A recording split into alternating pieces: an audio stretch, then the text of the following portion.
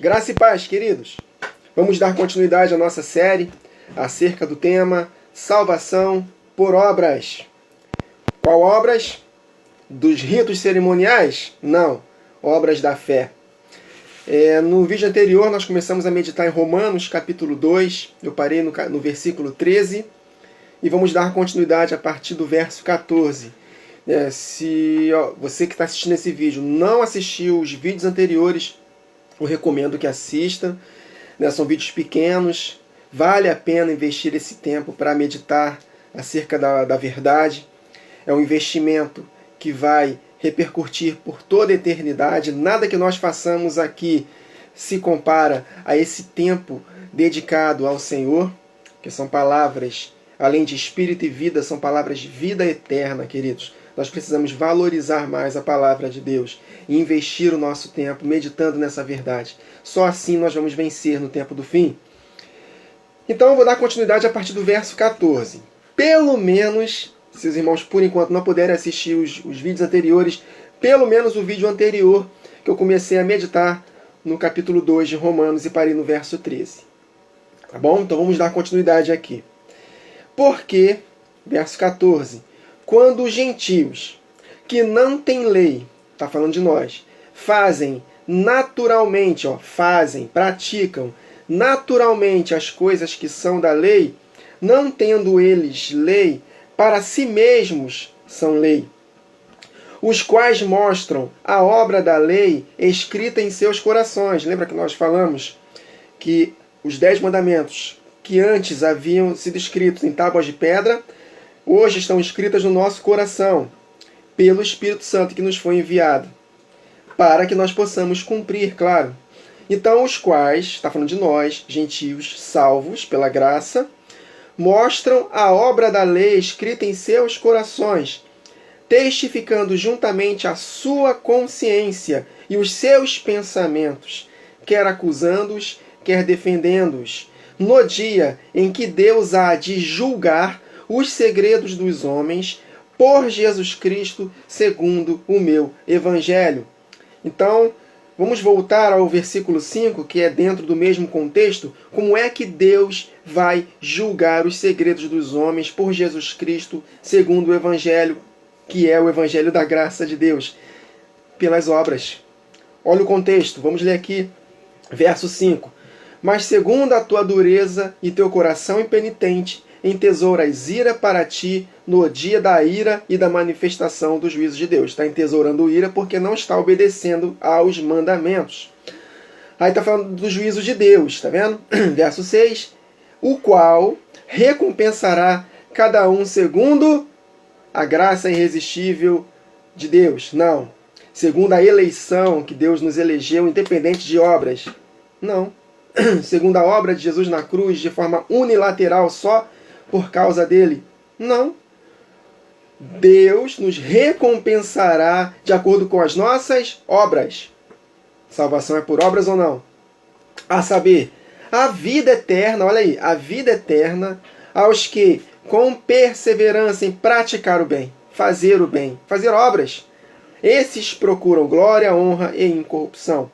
Mas indignação e ira aos que são contenciosos, desobedientes, olha aí, desobedientes à verdade e obedientes à iniquidade. Iniquidade é a quebra da lei. Que lei? A palavra de Deus, que se resume nos 10 mandamentos. As ordenanças da palavra de Deus se resumem em 10 mandamentos. Tribulação e angústia sobre toda a alma do homem que pratica o mal, primeiramente do judeu e também do grego, do resto do mundo. Glória, porém, honra e paz a qualquer que pratica, que faz o bem, boas obras, primeiramente ao judeu e também do grego, porque para com Deus não há acepção de pessoas. Cara, você pode ser judeu de sangue ou qualquer outro lugar do mundo. Deus não faz hoje mais acepção de pessoas. Em Cristo Jesus, tanto judeus quanto o resto do mundo é um só em Cristo Jesus, unidos em espírito, em um só espírito. Vamos continuando. Então, no verso 16, Deus julgará os segredos dos homens de acordo com as nossas obras. Está claro, queridos, está claro.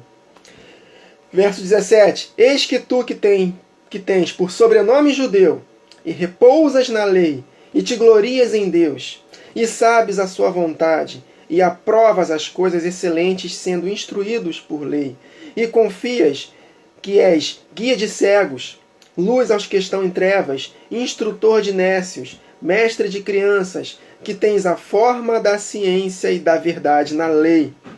Tu, pois, que ensinas a outro, não te ensinas a ti mesmo? Tu que pregas que não se deve furtar, furtas? Olha aí, não está praticando os 10 mandamentos. E aqui no contexto, eles estavam se vangloriando dos ritos cerimoniais. Ó, eu me circuncidei na carne. Ó, eu pratico aqueles trabalhos, sacrifício e oblações pelos pecados, né? Eu participo das festas, né, da guarda dos sábados, entrega das primícias, que são os dízimos, né? Eu faço tudo isso. Então tá bom. Então tu que te glorias nessas coisas, de nada vale. Porque se você não pratica os 10 mandamentos, de nada vale. Lembra que nós meditamos sobre isso em Deuteronômio 5?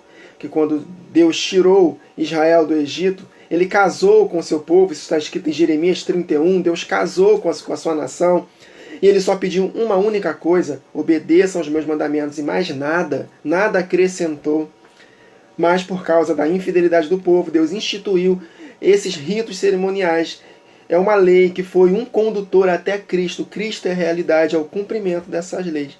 E na época da transição das alianças, entre a antiga e a nova, os apóstolos, né, a igreja primitiva era muito perseguida pelos judaizantes por causa disso. Porque para eles só haveria condições de ser salvos praticando essas obras da lei, desses ritos cerimoniais, esses costumes de Moisés, senão ninguém seria salvo. E é isso o combate dos apóstolos. Porque na época que os apóstolos viviam, da igreja primitiva, ainda existiam templos, queridos. Aliás, perdão, ainda existia o templo em que eram feitos todos aqueles rituais. Mas no ano 70 depois de Cristo, aquele templo foi derrubado, acabou.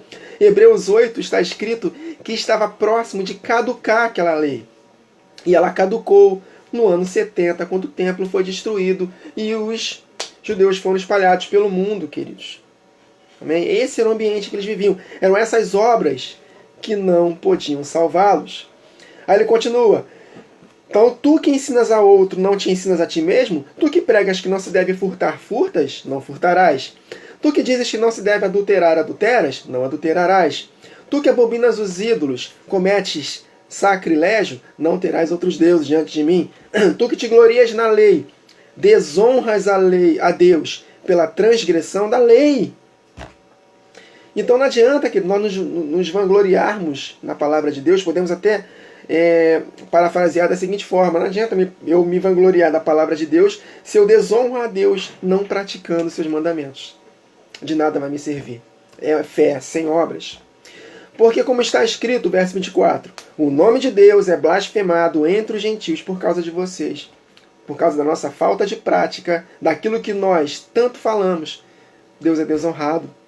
Porque a circuncisão, olha o contexto, queridos, porque a circuncisão, ele está combatendo os judeus que se vangloriavam na lei. Nesse caso, se vangloriavam não só nos 10 mandamentos, mas principalmente na lei dos ritos cerimoniais, porque eles praticavam aqueles esforços e negligenciavam o mais importante, que eram os 10 mandamentos. Então, por que a circuncisão, que vocês tanto se vangloriam, é na verdade proveitosa se tu guardares a lei? Mas se tu és transgressor da lei dos 10 mandamentos, a tua circuncisão se torna incircuncisão. Então de nada adianta você praticar esses ritos se você desonra exatamente o que interessa, os 10 mandamentos. 1 Coríntios 7,19, apóstolo Paulo escreve da seguinte forma: a circuncisão é nada, e a incircuncisão nada é, mas sim a observância dos mandamentos de Deus. Vai dizer para mim, calvinista, que os 10 mandamentos foram abolidos em Cristo? Não faça isso. Continuando. Se, pois, a incircuncisão, verso 26 de Romanos 2, se, pois, a incircuncisão guardar os preceitos da lei, está falando de nós, que não somos circuncidados na carne, mas guardamos os preceitos da lei dos 10 mandamentos, porventura a incircuncisão não será reputada como circuncisão? E a incircuncisão, que por natureza o é, se cumpre a lei dos 10 mandamentos, não te julgará porventura a ti, que pela letra e circuncisão és transgressor da lei? Porque não é judeu o que é exteriormente, nem a circuncisão a que é o exterior, ao que é exteriormente na carne, nos ritos cerimoniais, as obras da lei. Verso 29, mas é judeu o que é no interior, e a circuncisão aqui é do coração, no espírito, não na letra, cujo louvor não provém dos homens, mas de Deus. Então, quem é judeu hoje para Cristo Jesus? Que nasceu em Israel, literalmente? Não. Judeu hoje para Jesus é o que é no coração. Nós somos judeus. Nós fomos inseridos na boa oliveira, queridos. Nós fazemos parte hoje do Israel, só que o Israel espiritual, o Israel de Deus, a nova Jerusalém. Nós somos a cidade de Deus, a nação santa. Judeus e o resto do mundo que crê em Cristo. Através do corpo de Jesus, ele uniu dos dois, fazendo um só. Então, queridos, nós lemos aqui o capítulo 2 de Romanos, somado com o vídeo anterior, nós podemos compreender claramente que a justificação do homem é por causa da sua obediência. Nós somos justificados por obras e não somente por fé.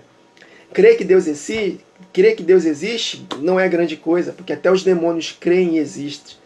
Eu quero provar que Deus existe. Não precisa, queridos. Eu posso provar que Deus existe, mas na prática não obedecê-lo. De nada vai servir. Agora, se eu creio que Deus existe e obedeço a Ele, aí sim, queridos, eu sou salvo. A nossa salvação é pelas obras. Dos ritos cerimoniais? Não. Obras da fé. Amém, queridos? Então, na próxima gravação, nós vamos meditar ainda mais em outros textos da palavra, dentro do seu contexto, e nós vamos, uma vez por todas, varrer da nossa mente todo e qualquer resquício dessa doutrina maligna do calvinismo. Tá bom, queridos? Até a próxima gravação. Que o Senhor nos abençoe.